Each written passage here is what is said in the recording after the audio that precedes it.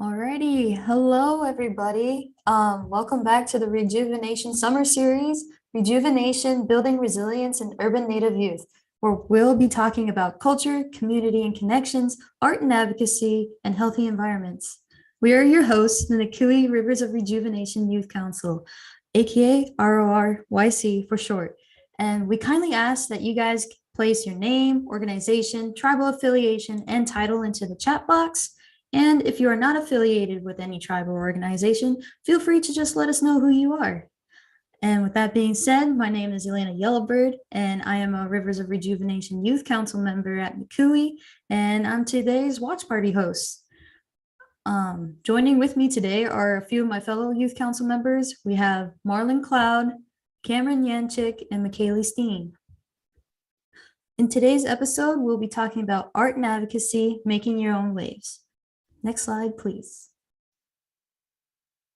All right, so for today's watch party, I'll be going over some housekeeping, the final watch party date and time for episode 3, and how y'all can get a chance to win some cool prizes at the end of this episode. And then after that quick overview, we'll then watch our second interactive episode, and finally the raffle for the awesome prizes will occur. And then at the closing of the watch party, we'll be providing links within the chat box so you can register for our last watch party. Next slide, please. All right, to start with a couple housekeeping protocols. If you have any questions or comments, feel free to type them in the chat box, as we're happy to answer any of them that you may have. Also, pay attention because as throughout this episode, my fellow youth council members and I will be asking you guys questions in the chat for y'all to answer, as we would love to hear y'all's thoughts, perspectives, and stories, and just anything you'd like. And remember to stick around until the end to be entered into our raffle for cool prizes. Next slide, please.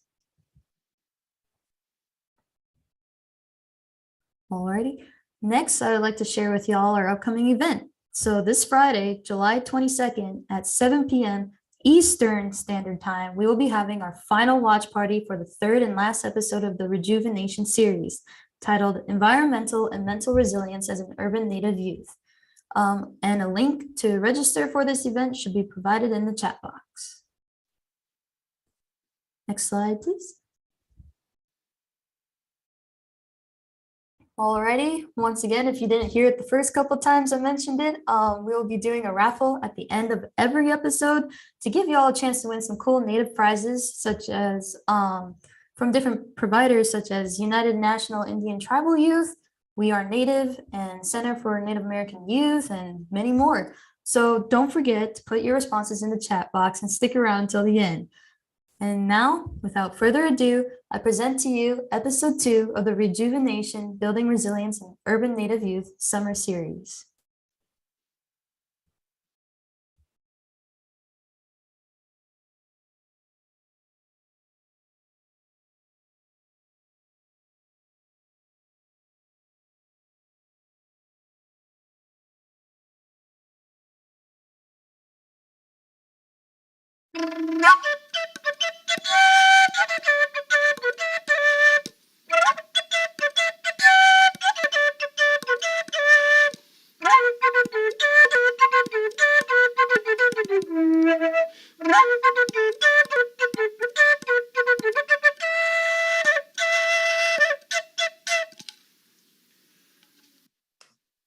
Hello, everybody, and welcome to the River of Rejuvenation series, RejuveNation Building Resilience in Urban Native Youth, where we talk about culture, community and connections, art and advocacy, and healthy environments. We are your hosts, the NCUIH Youth Council. Our mission is to work together in creating and fostering resources and pathways for Native youth to flourish. In doing so, we strive to rejuvenate Native youth's mental, physical, and spiritual health. We as a council envision diverse communities of Native youth who are grounded in culture, equipped with knowledge, creativity, and resources to be an empowered advocate for the health of themselves and their environments. My name is Elena Yellowbird, and I'm a member of the Arikara tribe from the MHA Nation located in Fort Berthold, North Dakota, and I'll be your host for today's episode. And if you have not yet listened to our first episode, check it out as we explain more about who we are, what NCUIH is, and the purpose of the RejuveNation podcast. Today's episode is titled Art and Advocacy, Making Your Own Waves. It is the second episode in the RejuveNation series, and we will also have a special guest interviewee that we are excited to introduce to y'all later. And also, don't forget to stick around and answer questions in the chat box for a chance to win some cool prizes and merch such as t-shirts, tote bags, stickers, and more.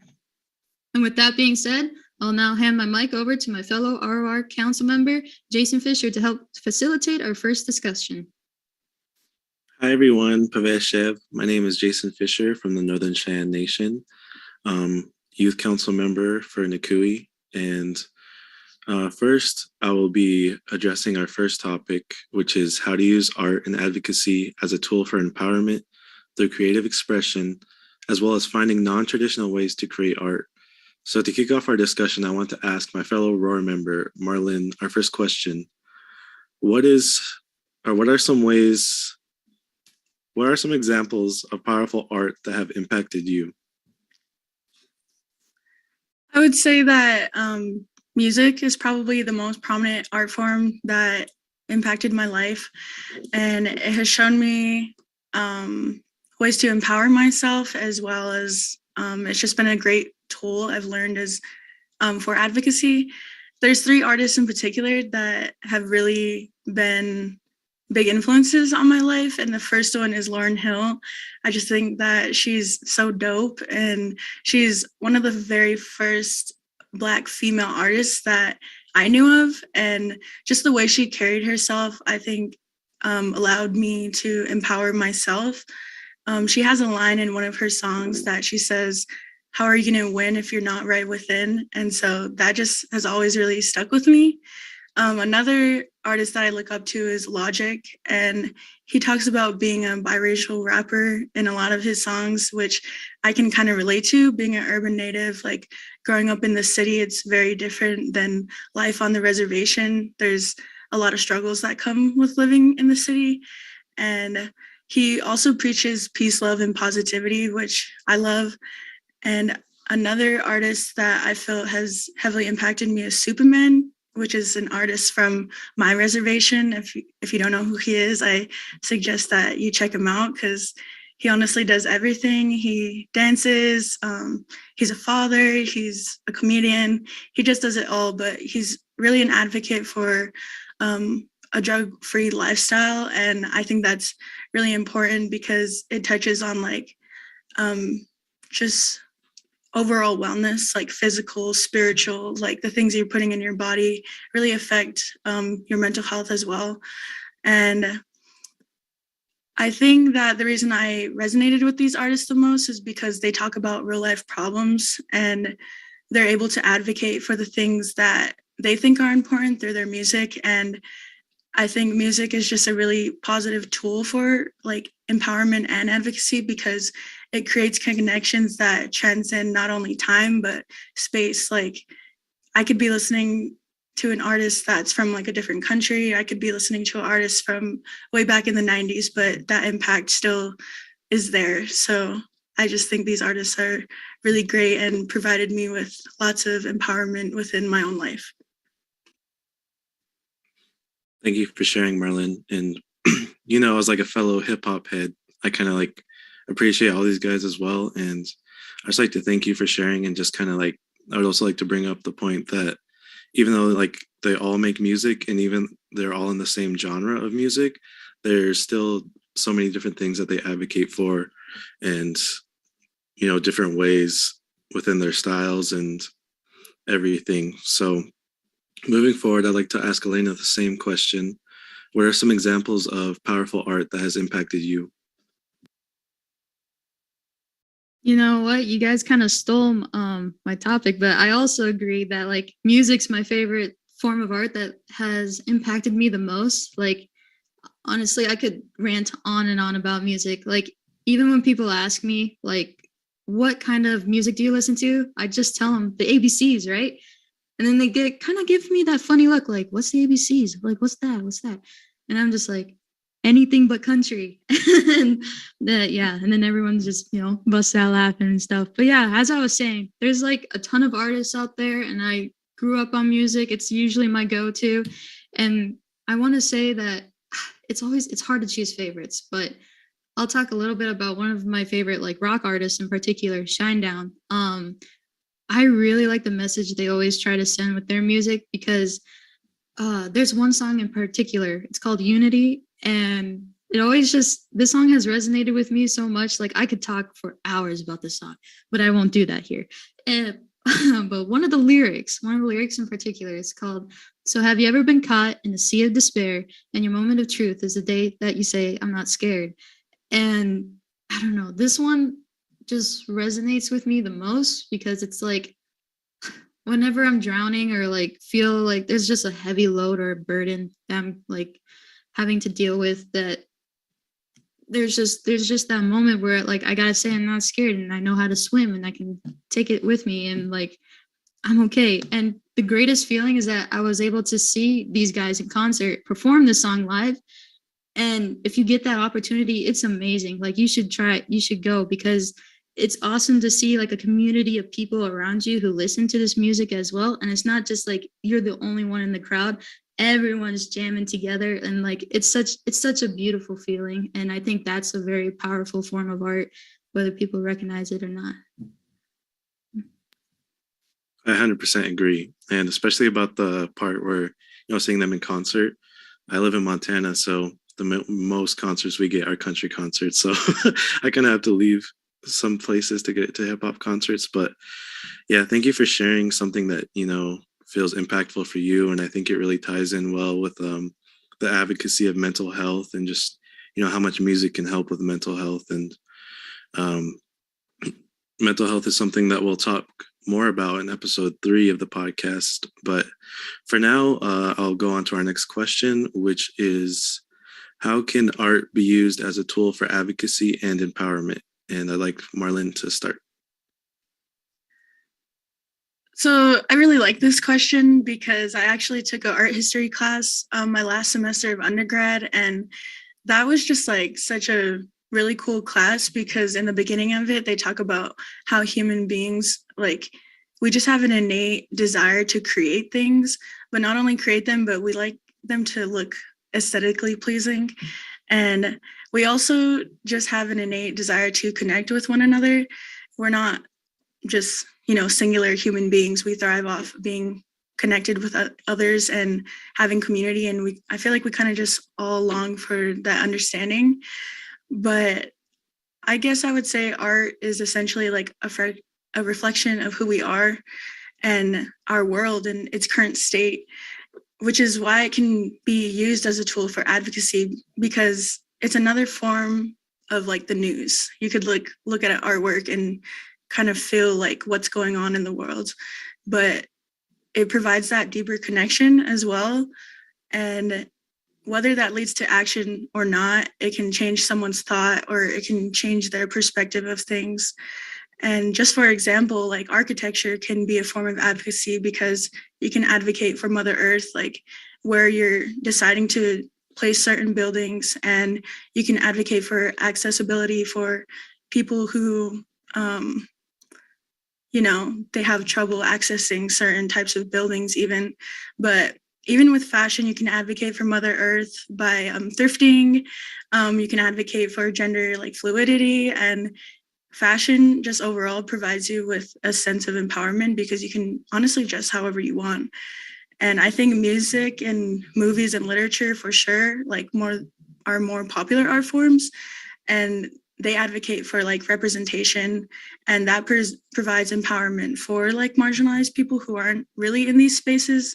You don't really see much like people or Native people in movies or Native artists or even Native writers. But I think everyone should have some sort of art that they create in their life, because not only is it a tool for advocacy and empowerment, but it's a healing tool. And there's just so many different art forms for you to be able to express yourself and for your voice to be heard. And so I think it's really just a tool for healing, advocacy, and empowerment. So Thank you so much for sharing all of those examples. I really like the fashion one because, I don't watch movies, and when I tell people that, they kind of like look at me weird, and they always try to give me movies that I've like never watched before, and I'm like, nope, I haven't watched it. But I love fashion, I love thrifting, I love, dressing how you want, and just it's for you and it's empowering. And I also agree that we have innate ability to create and collaborate, and some may feel it more strongly than others, but it's not only empowering for yourself when you create, it also means a lot to other people. And the message that you're sharing, or even someone else's art, if you like just share that experience of enjoyment, then I think that's also a part of what art is about. So Elena, I'd like to ask you the same question. How can art be used as a tool for advocacy and empowerment? Well, I guess I agree a lot with what both of you guys were saying. And, one thing I find very interesting about art, especially like today, even, for example, like it was a busy day today at work, and I remember I was wearing my beaded earrings, and I got so many compliments, and so many people like asked me like, did you make, like, where'd you get those? And I was like, oh, I made them. And then they're just like, what? They're like, you made that? And I'm like, yeah. And then I got asked a couple questions, and I'm like some people asked, are you native, or like, what tribe are you from, and like stuff like that. And it was like a beautiful opportunity in my eyes, because it, like, even though this is something I made, this is something, I think it's just a great, like, what's the word, like, way to like advocate about like who I am and like who my people are, and like get to share like a cool tradition and like pass it on to other people. Because this is like, beading is really close to my heart, and it's not like, not everyone can do it, I know that. And it's like being able to share what I can do and like share what others are doing, like even online on like Instagram in particular. I remember especially when the Every Child Matters movement came along, I just scrolling through the feed, I could see all the little beaded orange shirts, or just any orange earrings and skirts and like t-shirts. It's such an awesome tool. And I think that's how art can be so powerful, and it being able to just share about who we are, that's the strongest, like, to me, that's the strongest form of advocacy in that manner. Thank you for sharing. I really like when you talk about beading, because that's such a beautiful art form that's traditional to us. And I think just showing other people who we are is advocacy in itself, kind of like you touched on. And for me, sewing is a big one. I grew up with my mom, and learning to sew from her and from school, and just being around others and sewing either ribbon shirts for myself or ribbon skirts for others. I really like showing our culture and as a way to advocate not only for like other people, but for like our younger ones as well, who like has never like grown up with that. But I'd now like to ask the chat, what are some ways that art can be used as a tool for advocacy and empowerment that you see either in your community or in your life, or just other ways that you've seen it in your life? And for our next discussion, we'll be moving our focus to our second objective, which is addressing the power of Native visibility in the media and how it affects our perspective regarding mental health, and looking at different types of advocacies and what advocacy means to us. I'll start the discussion by asking now that we are seeing more Native people in the media, how has seeing more Native presence changed the perception of Native peoples, either in your eyes or the eyes of the media? And I'd like Marlene to start. Yeah, I feel like seeing more Native presence in the media is a really good thing, because most of the time when we're represented in the media, it's mostly as a stereotype. But seeing more Native presence, I think it inspires more Native people, more Native youth to follow their dreams of being like makeup artists, screenwriter, like directors, actors. And another thing that I think is really cool is like, I feel like we're gonna have to cut this part out. Sorry. I really like Native representation within the media, because for example, like Willie Jack on Reservation Dogs, like she says Skoden, and I feel like that's just something all Native people will get, and it's just so cool to see like our jokes and stuff being told on TV and us being able to understand that. And I just feel like a lot of people probably wouldn't think actors are being advocates being on the screen, but they really are, because they're being helpful in reminding non-natives that we're still here and that we're not just the people of the past. And it's not just putting us in like a box. We're not a monolith of people. And I think that representation is so important in regard to like identity and mental health, because it shows young people like, oh, they did it, maybe I could do it too. And not only that, I see a lot of Native presence on TikTok. And a thing that I really resonated with is like beauty standards on TikTok, and like just Native women like embracing their features, and it not just being the Western way of, you know, seeing beauty. And so when they see these people on TikTok, they're like, oh, they love their nose, like I'll love mine too. Like society has probably told them like their features aren't beautiful, but having more Native representation is slowly changing that view. And I just think it's really cool that they're able to make change through art and through just being themselves, I guess. So I would just say create the art that you want to see, and also be the change that you want to see in the world. Thank you so much for sharing. I think you shared, a lot of you touched on a lot of topics that are very relevant and in the media. And I also love, Willie Jack.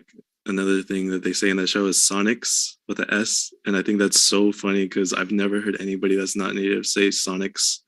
But yeah, I just love our representation. And, in today's media being so hard to navigate, I think regardless, the visibility is something to appreciate. So Elena, I'd like to ask the same question. Now that we're seeing more Native people in the media, how is seeing more Native presence change the perception of our Native peoples? I think that, well, especially because recently we've all gone through COVID, and even though it's still around, but COVID was such like a huge impact for all of us, because we all basically turned to social media or just the internet and technology to connect with one another, And one of the things I think kind of contributed to that was like Native representation, such as like people, I'm pretty sure y'all may have heard of like Notorious Cree, as Marlon mentioned, Superman, and then like Fawn Wood, and then a couple like fashion artists that I follow is like ǔkkayǔ and Maya Rose, and for like beading, like different beading artists is like the Beads Knees or ǔkkayǔ, like just all these different people, and like they are able to, they're so comfortable in their skin, and like there have been times where they also have admitted that like it's sometimes it's tough, sometimes it's hard, but just being able to see all these people go out there and do it, and they're all like of different ages too. It's not just like the adults and the elders, it's also like us, it's like our age, like with college students, high school students, and it's amazing to see that, like Marlon said, like if they can do it, we can do it too. And that's where I think it's a very beautiful thing to see. And I don't know, I just find so much joy in all this, because it's like, and it's not just secluded to one tribe, it's all tribes across the nation. And it's not even just within our nation, it's like in Canada, Central America, even in the islands, like it's where there's indigenous peoples all over the world. And if we can use this platform to like show more Native representation and just teach others about who we are, that's the beauty of everything that I see in it. So yeah. Thank you for sharing. And, one thing that you touched on kind of was like the fashion piece. And, I think where I'm from in Montana, there's a lot of Native fashion designers, especially women fashion designers. And, I love seeing it. And they usually, have Native models as well. And like sometimes they're even some of my friends and, some people I grew up with. And just seeing that representation just kind of really advocates for, more representation. When I see that, I think maybe I want to be a native fashion designer one day, for males, or, just support them in some way. And with that, I'd like to lead to our next question, which is, can there be some misconceptions of what advocacy may look like, and what does it look like to you? And I'll start with Marlon. I believe there can be misconceptions about advocacy, such as some people think it's like talking over others, and sometimes they think it's like leading with violence. But a cool example that I've seen that really tells you that advocacy doesn't always have to be like loud and aggressive. There's a movie on Hulu called Beans, which is about a Mohawk native from Oka, Quebec, and they're fighting for their native people's burial grounds, and the neighboring town is trying to bulldoze it over to build a golf course. And there's just this really powerful moment where the native tribe and the neighboring town, they're getting pretty violent, but there's 5 native women that come between them arm in arm, and they de-escalate the situation. So just that togetherness is what de-escalated the situation. And not only that, like just thinking about like the history of civil rights and everything, with Rosa Parks not giving up her seat, that was just such a powerful moment. And it was just her simply saying like, no, you're not gonna treat me like this. I'm not gonna give my seat up. And so I just think those are really powerful examples of advocacy. And another thing that I think advocacy is not is land acknowledgements are just becoming more common nowadays. But I feel like some institutions are just using it as a token, and they're not really following through with like their actions after the acknowledgement has been done. And so advocacy to me looks like navigating spaces so your voices can be heard, whether that be speaking up for others or giving them the empowerment so they can speak up for themselves. It's really about spreading awareness about an issue, but also that allyship, knowing when to speak up and when to let them speak for themselves. And I think another important part of it is just matching your words with actions and working together to challenge like certain institutions or practices so that we can all feel safe. Because in the end, I feel like if you don't feel safe, you don't feel like you belong. And I just feel like we all deserve to feel like we matter and that we're worthy to be fought for and for our voices to be heard. Thank you for sharing. I really like when you touched about, allyship and, when to speak. And I think that kind of comes with, gaining awareness and gaining education. And I'd like to just kind of point out, just learn, like never stop learning, just try to find positive ways to, reach out and advocate for the things that you want to. NCUIH has some resources with like, legislature and all that stuff and policies. And I don't really know much about that, but I know there's resources out there for you to, protest in a positive way. And I just like to thank you again for speaking. But now, Elena, I'd like to ask you the same question. Can there be some misconceptions of what advocacy looks like, and what does it look like to you? Oh yeah, I know for a fact there's tons of misconceptions about advocacy, but even with that, I think an important part of advocacy is having a voice, whether, like Marlon said, like whether it's like out there and it's loud and proud, or if it's like something very quiet and simple, as much as like writing a letter to like Congress or something like that.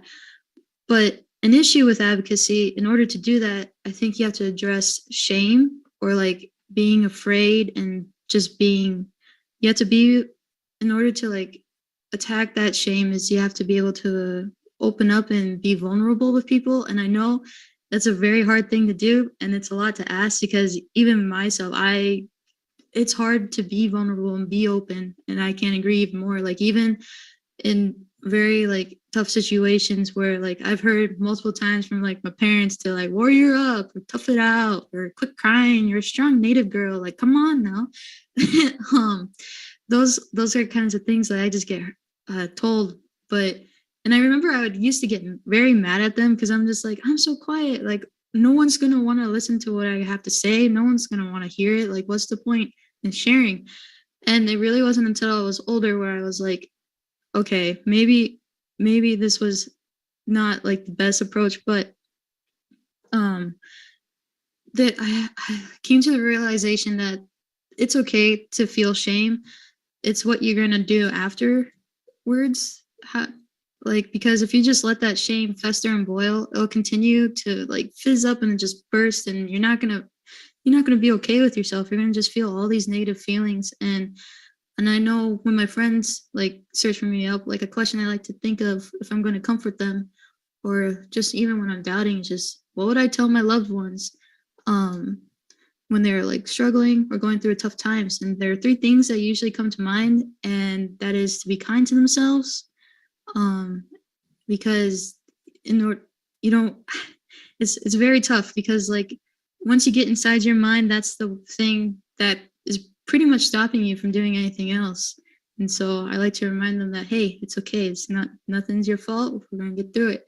And then the second thing I like to tell them, I like to say thank you to them for coming to me, because they could have sought anyone else, or they could have went somewhere else, but they came directly to me to get help. And that's another good thing that I like to say. And then the third thing is that I tell them that, well, I love them and I support them no matter what's happening, no matter what is going on in their lives. And that like, provide comfort to them that I'm going to be there. But with all that being said about helping others, I also like to ask that question for myself, because like, just as I would comfort them, I got to comfort me, like, otherwise it'd feel too hypocritical in that sense. And I guess that's my piece of advice to you guys, is just whenever you're struggling or feeling down, like, what would you do for your loved one that you would do for yourself? And I think that's like one of the stronger steps to like combat shame, in order to be a stronger advocate and have that voice to like advocate for whatever you believe in. So yeah. Thank you, Elena, for sharing. Shame is a big part of, why people don't advocate, or why they don't educate themselves. I know I've been there too, just being scared to speak up. But thank you for sharing your journey about like, being an advocate and being an advocate for others as well.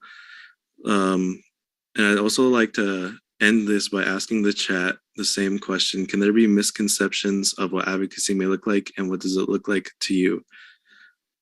So please respond to the chat.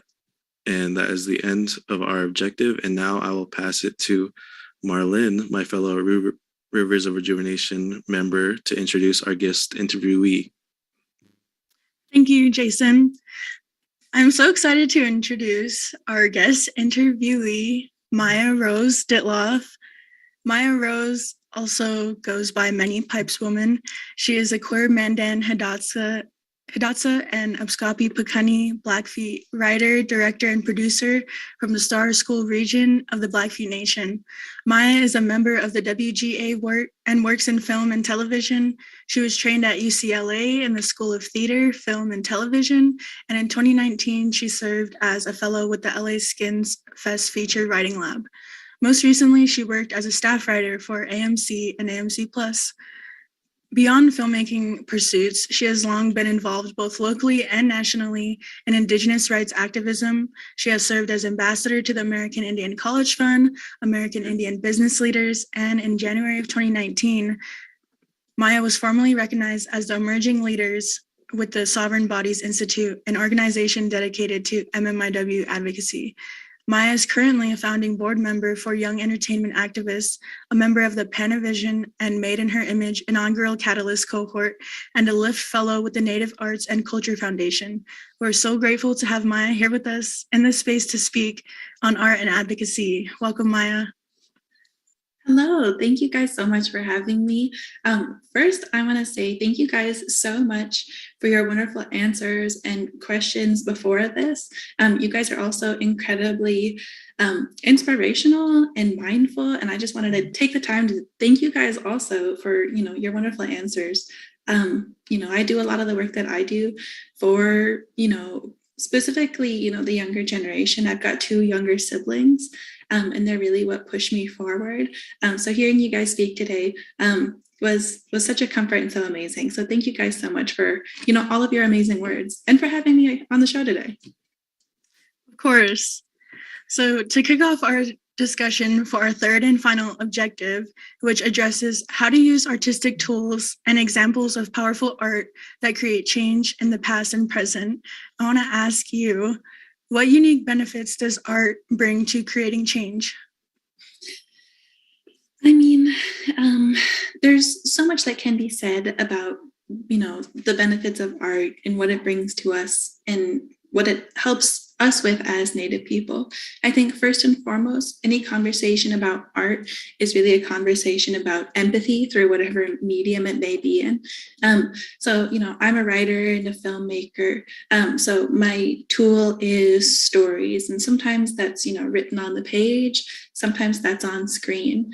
And what stories really have the capability of doing is illuminating the different ways that we're all alike, all the struggles that we've all been through, but also providing, hope and inspiration and a path forward. All stories follow more or less the same arc. We've got our hero, we've got our protagonist, and they come up against something big, something that seems insurmountable, something that's oftentimes very painful. And throughout the course of that story, they have to figure out how to get around it, how to solve it, and in doing so, oftentimes find a lot of that strength is actually within themselves. And by the end, they come out having learned a lesson and hopefully, coming out on the other side a better person and having learned. And I think that, that's an instinct that we all share. And of course, as Native people, we've been telling stories for millennia. It's what kept us alive. I'm very happy also today to be joined by, fellow Montanans and North Dakotans. That's what I am. I grew up mostly in Montana. And so we all know how harsh those winters can be. And that's something that's, not new to us. As people originally from these places as well, our ancestors were surviving months and months and months of the frigid cold. And how did they do that? Imagine being stuck inside with just your relatives for literally months on end. You've got to be telling stories, not only to be learning about morals and lessons and, the wisdom that your elders have, but also to keep entertained and to keep happy. So I think that's also a very important part that is often overlooked, that art provides a lot of benefits that aren't necessarily quantifiable. You can't see them. They're not statistics or maths, but yet they're really kind of, the fruit of life, what keeps you going forward. So I think that's a lot of what art brings to the table and how you can really create change, because through visibility and representation and through forging those connections, you're allowed to become an advocate. You're allowed to, peel back that curtain and say, this is who I am. Here's, what I want in the future. Here's how I can use your help in overcoming injustice. There's so many different pathways and things that art can do for you. And so, I think it allows us all to conceive of and imagine a better future and how we can all come together in order to do that. So for me as a storyteller, that's where a lot of art as advocacy comes in.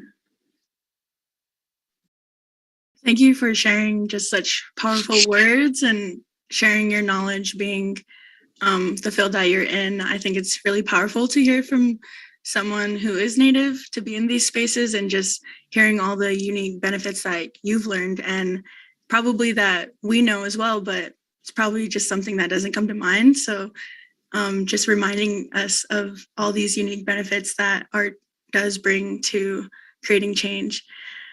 I would like to lead up with our next question, which is, how has using your platform helped you advocate for others? Yeah.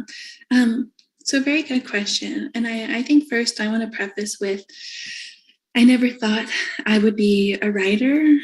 I certainly never thought I would, write TV shows that you could put on your actual television or make movies or anything of the sort. Growing up in Montana, like I grew up at a time when standardized testing became the norm. So every year you've got to go in and you've got to take that test, and it's horrible. It's not fun. And it was also a test designed by white people to measure white metrics. So I always got the lowest score in writing. So I was actually somehow better at math on these tests than I was at writing, which didn't make sense. I grew up wanting to be a book editor, so I was always good on the reading scores, but I was like, how am I better at math? Like, I don't like math. I don't think I'm particularly good at it. It was very strange to me. So I think starting there, I had an aha moment that this was a system in place that wasn't working for me and wasn't necessarily, a bar with which I could measure myself. And because it took me a long time to find writing and to understand that, my stories and my personal experience has power and it has weight and, deserves to be put out into the world, I really think that, whatever platform I might have, I hope that I'm able to use it to advocate for the fact that, yes, as Natives, we're still here. Yes, Native people are not a monolith, but also hoping to advance that conversation into whatever comes next. As you guys know, like there's been so little content about Native people that, we're just getting started. I get fearful every time I see like Native women in a trailer for a movie, and I know it's not a Native director. Outsiders see facts and statistics about what it means to be Native, and they latch on to those facts and figures. And I'm thinking particularly in regards to the MMIW epidemic, and how rampant that is in Montana and the Great Plains and the Dakotas. But that's not facts and figures to us. Those are real lived experiences. Those are our aunties, our moms, our sisters.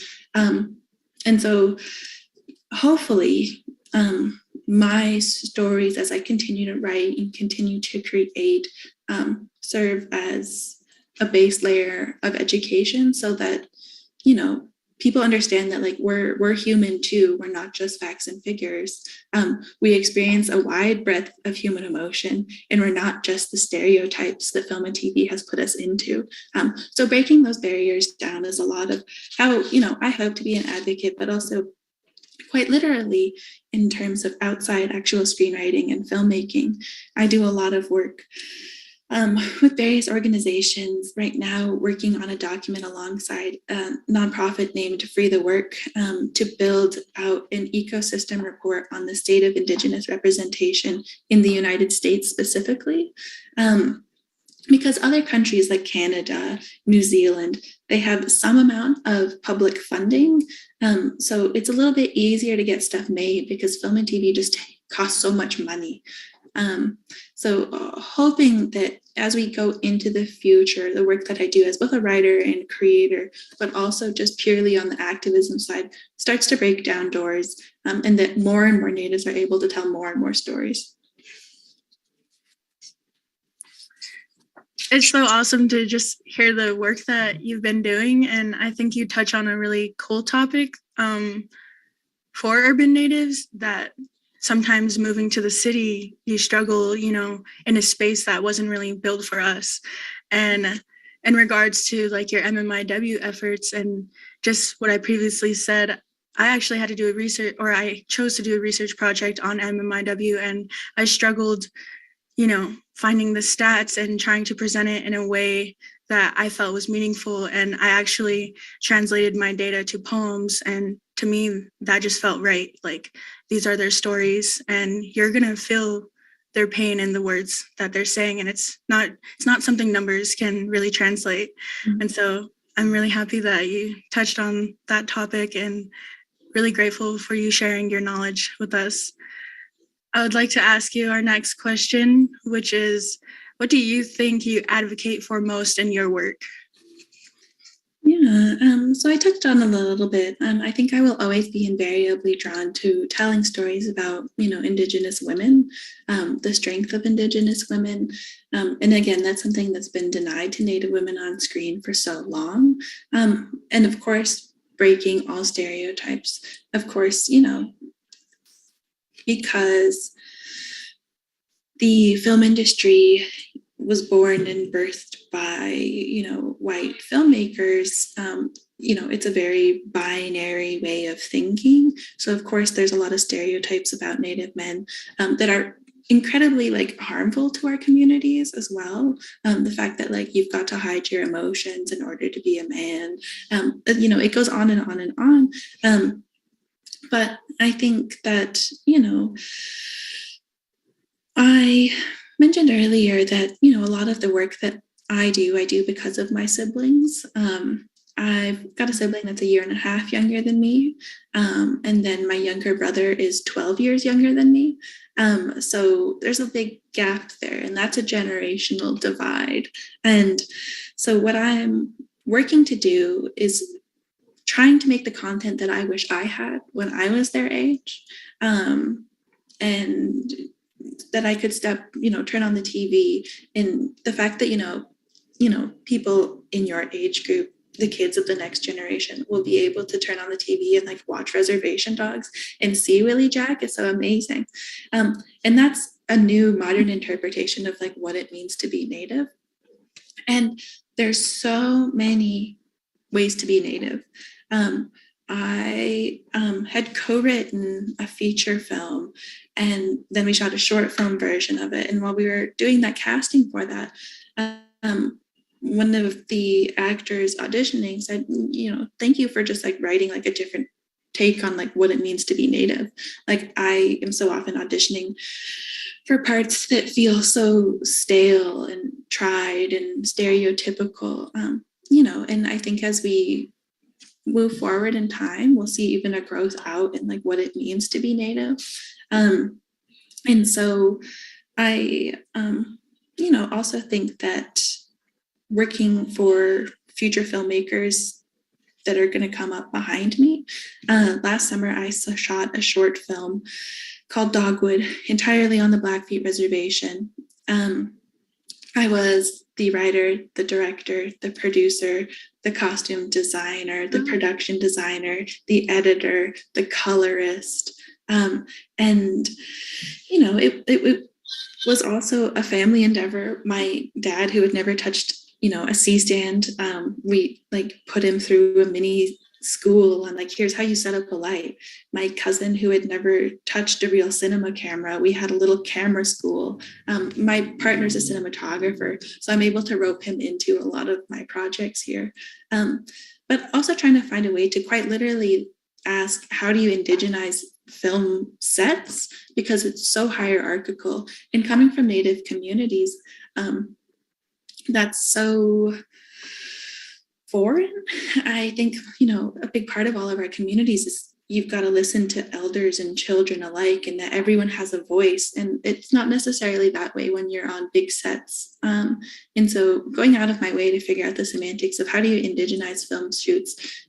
We started the shoot with a prayer led by, an elder.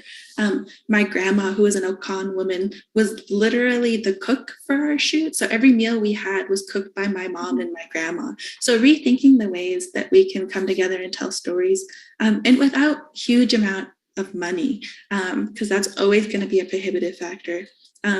So also hoping that shedding some pathways on ways that, other young Native filmmakers can make good work, can tell good stories, and can get those out there and seen. I think that's really awesome that you were able to bring the community aspect on the film. I honestly never thought of that before, but I think it could be really beneficial. And just the food aspect, I know, has got to be awesome. And just having that blessing before you guys start, I know it could be very comforting. I'm going to hand the mic to Elena to finish the rest of the interview. It was really great talking to you, and thank you for all your encouraging and powerful words. Thank you. Thank you. Thank you. Yeah, as Marlon said, I have a couple more questions for you. But first off, I wanted to ask, like, has creating the work you do helped in any way, shape, or form your mental health, or like gave you some sort of empowerment or feeling? Yeah. So this is a very complicated question because in some ways, yes. I mean, we're in an age of reclamation, of trying to take back what's been taken from the generations before us, via the legacy of boarding schools, of colonization, like quite literally of like mass genocide and pandemics. So, how do we reclaim spaces? How do we reclaim our identity, our culture? Those are all things that I try very hard to do with my stories and my work. So specifically, my television sample that gets sent out when I get put up for jobs is about Sacagawea. And I'm Blackfeet and Mandan Hidatsa. I grew up with all these stories about who Sacagawea was. Of course, on Fort Berthold, there's Lake Sacagawea. Like, it is the reservoir that was created that filled in Elbow Woods, like our homelands. And when you're in Montana on the side of this road, you'll see like the Lewis and Clark Trail. And I can remember being like 5 years old and being like, that doesn't make any sense. There was no trail. Like, it was all just in Sacagawea's head and like her memories. So being able to create a story that I hope one day gets made into a real television show that is about Sacagawea and is a reclamation of her stories, because she's mentioned something like 32 times in Lewis and Clark's journals, but every time she's mentioned, she's like saving their lives. So it's definitely a means of reclamation and empowerment, but at the same time, film and television requires a lot out of you physically, emotionally, socially. It takes so much time. You can feel so alone because as a writer, some days it's just me and a computer all day, literally, typing up stories. And that can be difficult. So finding ways to forge community is always super important. I appreciate you guys also mentioning earlier music. I'm a really bad native in that, like, I literally don't have a sense of tempo. Like, I literally cannot keep a beat, and it's just like something like my brain does not function. But the way I think of music is in terms of movies. So if I hear a song, I'll be like, okay, this is page 60 of a screenplay, because in my head, that I know what'll be happening around a page 60 of any feature film. Or this is like the end credit song, or this is minute 11 when things get bad. And so always imagining and thinking of music in terms of like, how do I put it in a movie? But really at the end of the day, it's also a way to make sense of the world. Unfortunately, it's all too common for Native youth to have experienced something traumatic in their lives. And that's not unfortunate. I mean, that is unfortunately also part of my story. So coming up against, why and how could the world work this way? How could bad things exist? Writing stories has always been a way for me to investigate those like bigger human truths and try to figure out, why are we here? What am I doing? Who am I? How do I fit in?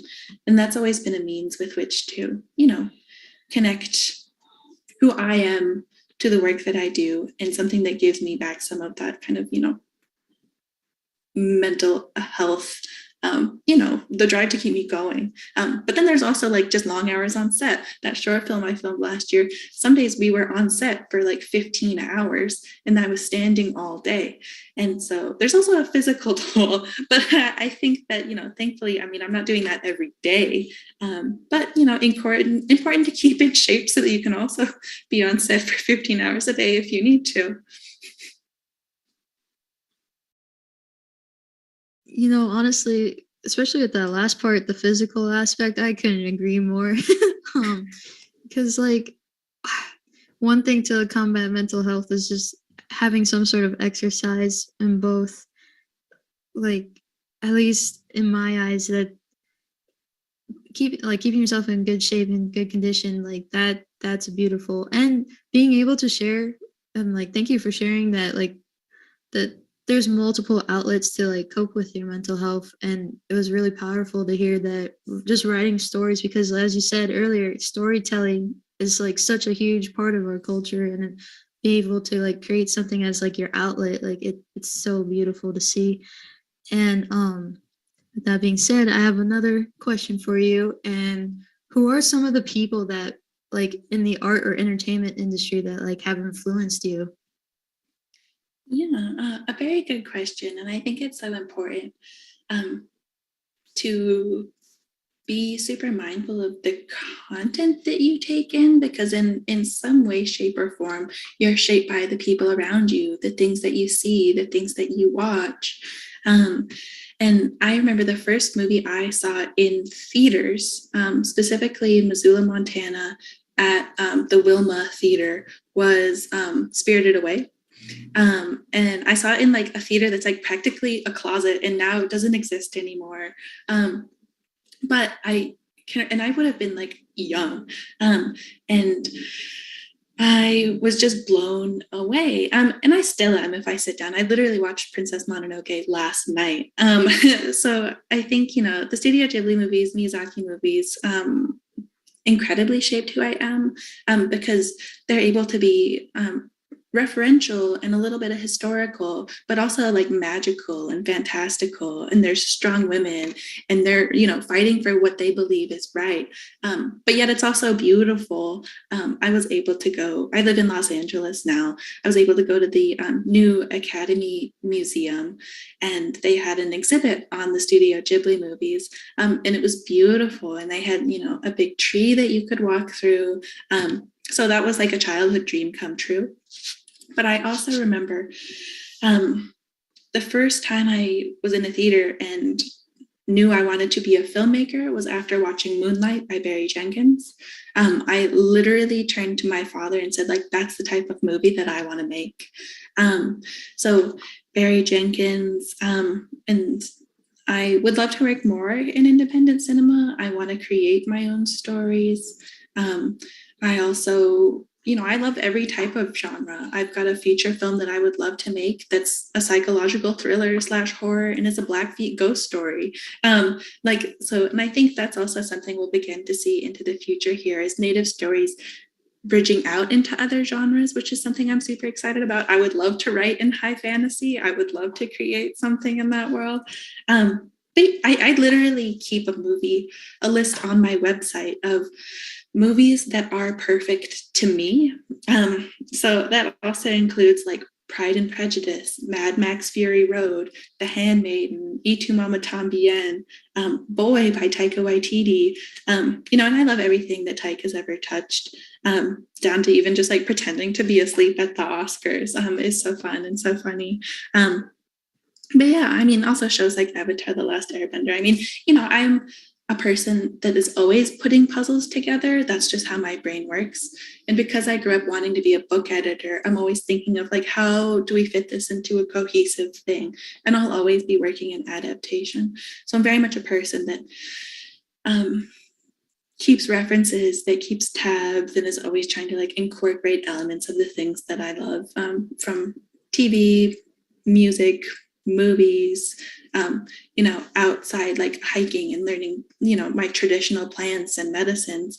The short film I shot last year highly incorporated, plant knowledge in Montana, and was something, I only got because I grew up outside, like hiking and fishing. So a little bit of everything, and always keep tabs. And you never know when inspiration will strike also.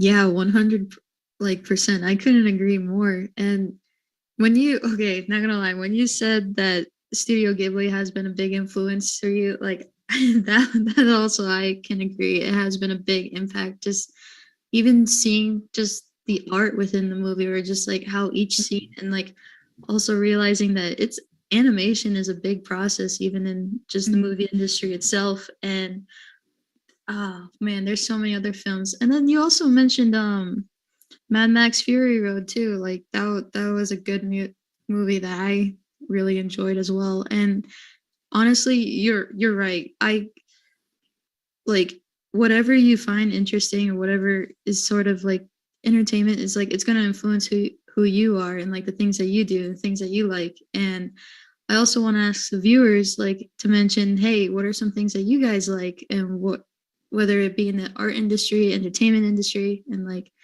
all that jazz. So yeah.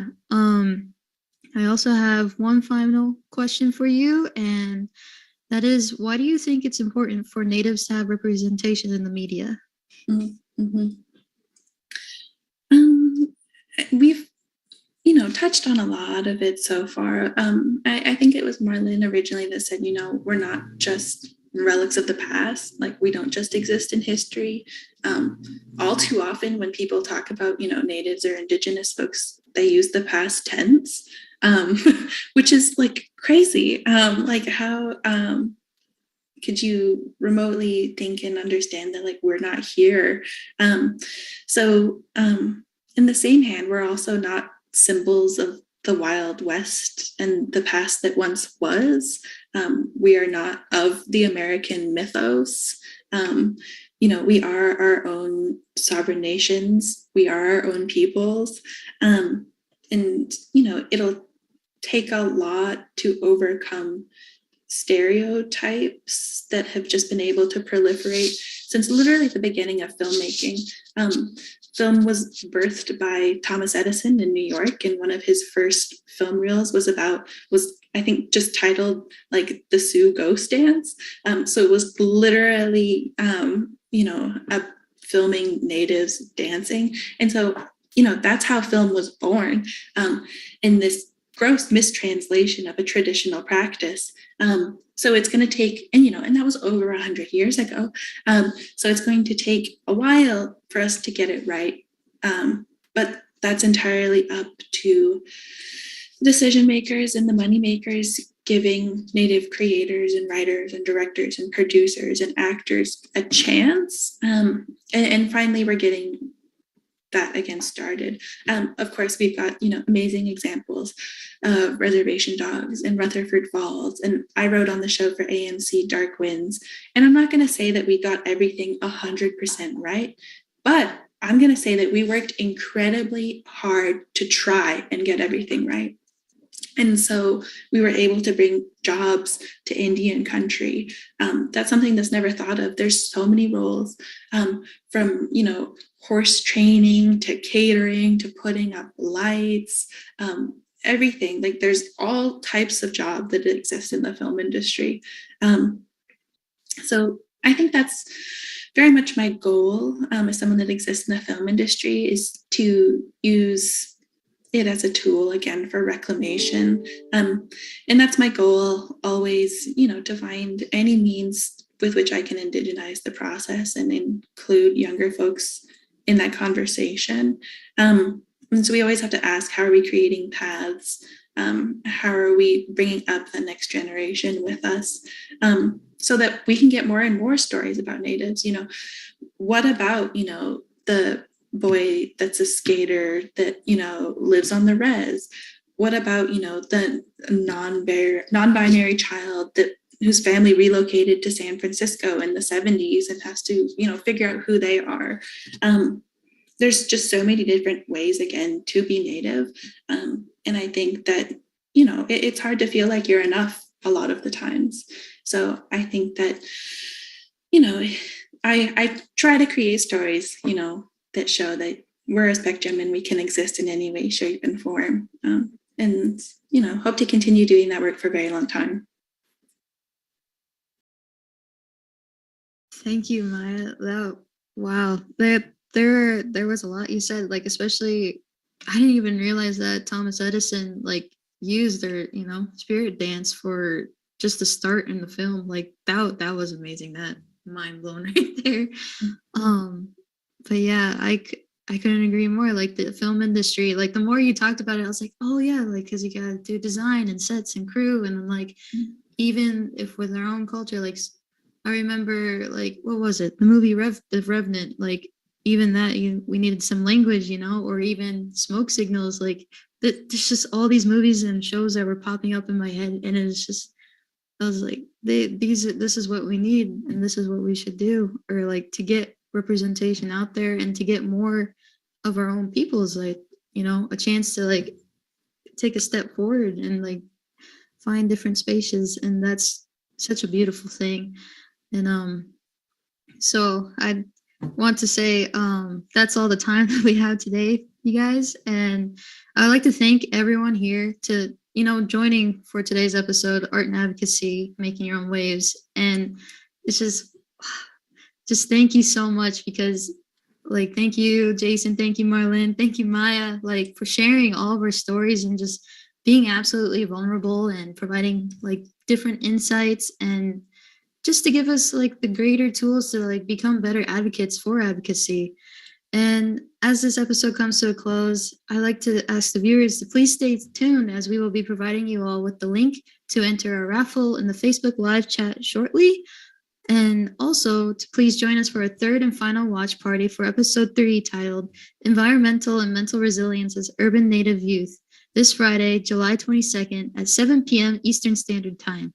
And then, as I said, a link will be provided to RSVP for the event and win some more cool prizes. And so check it out. And until then, have a great day, y'all, and see y'all soon. Bye.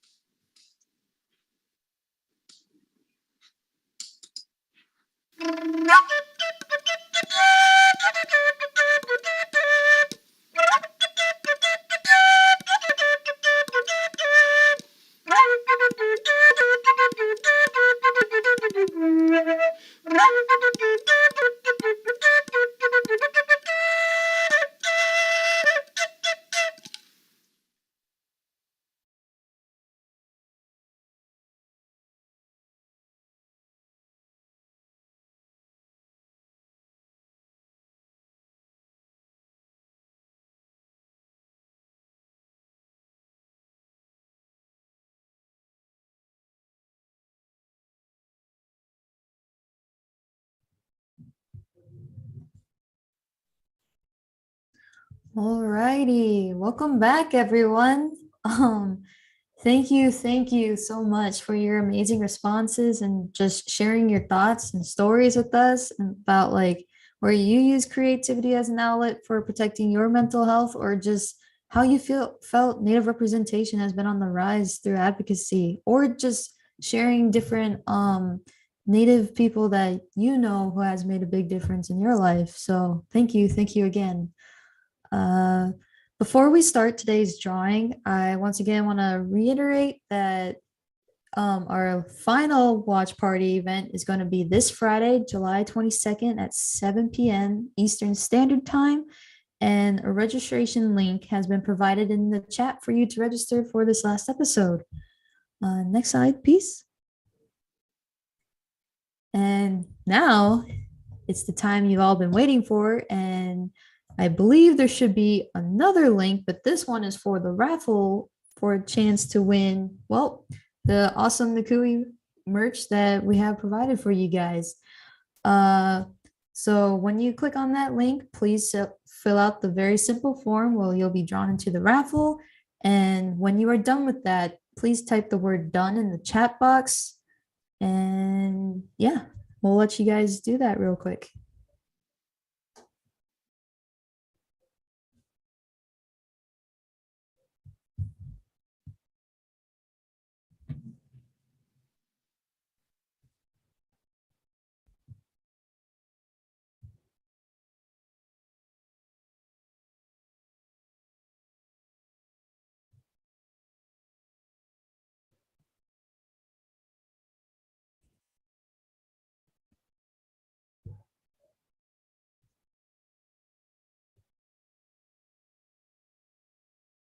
See who's going to be the first to be done here.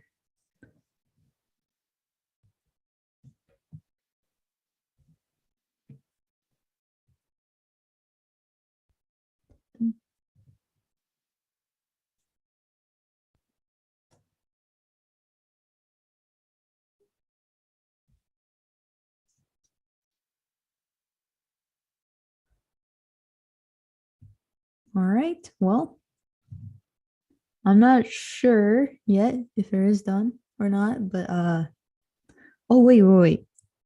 I see. Okay. Sorry, maybe my computer's just slightly slower, but looks like Patty Jenkins is the very first one done. Thank you, Patty. But yeah, so as you guys continue doing that, I want to thank you all again for just filling out the raffle, and we'll be reaching out. Like, we'll let you know when the winner has been drawn after this watch party episode is over. And yeah, thank you guys. Next slide, please. All right, then. That's all the time, as I said, that we have for today. So I want to say thank you so much for joining us for our watch party release of the RejuveNation Building Resilience in Urban Native Health or Youth Summer Series. And again, I want to give like a huge thank you to my fellow NCUIH Roar Youth Council members and our amazing guest, Maya Rose Dittloff, for sharing stories, being vulnerable, and providing amazing insights to give us all tools to be better advocates.